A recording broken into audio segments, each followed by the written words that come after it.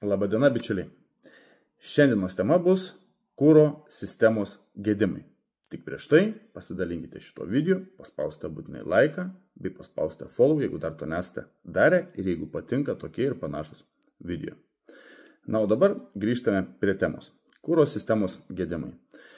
Tai vienas dažniausiai pasitaikiančių kuro sistemų gedimas būtų užsikišęs kuro filtras. Taip įvyksta todėl, bičiuliai, kad kuro filtras būna keičiamas retai, naudojamas prastos kokybės kuras. Vienas iš tų, kaip sakant. Tokiu atveju, ką reiktų padaryti, tai žinoma, reiktų pasikeisti kuro filtrą. Taip pat pasitaiko ir kuro siurblių gedimai.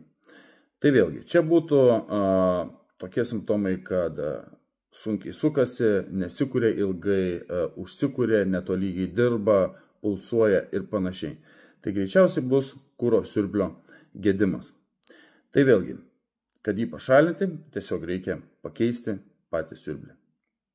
Ten kiti bando plauti, dar ten kažkokias nesąmonės daryti ir taip toliau, tai nemanau, kad tokie dalykai kažką padės.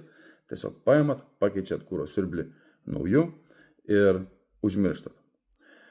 Taip pat kuro slėgio reguliatorius. Vienas iš gedimų.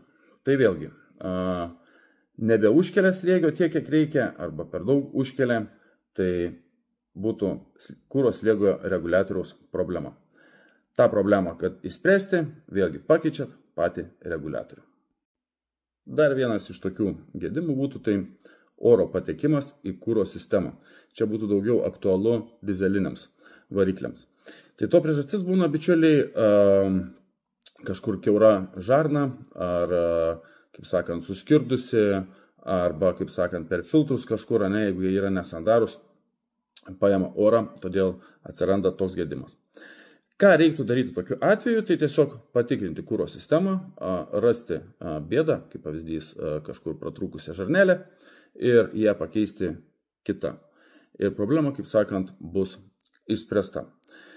Dar vienas iš tokių kuro sistemos gedimų būtų bake esantis kuro siurblys. Tai vėlgi, automobilis nenori kurtis. Beje, paminėsiu, čia daugiau irgi šitas gedimas būna jau nebe dizeliniam, o benzininiam automobiliam. Tai vėlgi, kodėl taip nutinka? Tai paprasčiausiai dėl kuro kokybės, dėl prasto kuro, dėl esančių nuosėdų kuro bake, arba tiesiog dėl to, kad mechaniškai siurblys susidėvėjo ir atėjo jam laikas keisti. Tai pavyzdžiui, pasukus masę, jeigu negirdite siurblio darbo, tai greičiausiai, kad jis yra sugedęs ir jį jau laikas keisti. Na ir kas čia dar būtų? Na ir aišku, purkštukai, bičiuliai, purkštukų gedimas būtų taip pat dažnas.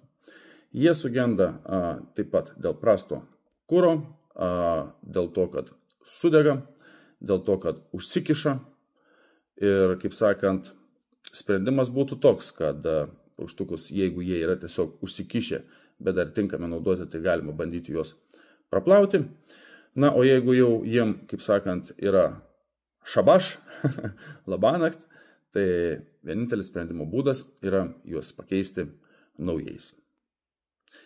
Tiek žinių tam kartu, bičiuliai. Neužmirškite užeiti į mūsų Instagramą, važiuojam auto, pasispausti follow, kas, kaip sakant, laukiate kasdienių mūsų nuotykių iš auto patikrų. Sukeliu kiekvieną dieną storiukus iš to, ką randame, kokius defektus randame ir panašiai ir taip toliau. Ačiū visiems uždėmesi ir susitiksime sekantį kartą. Iki.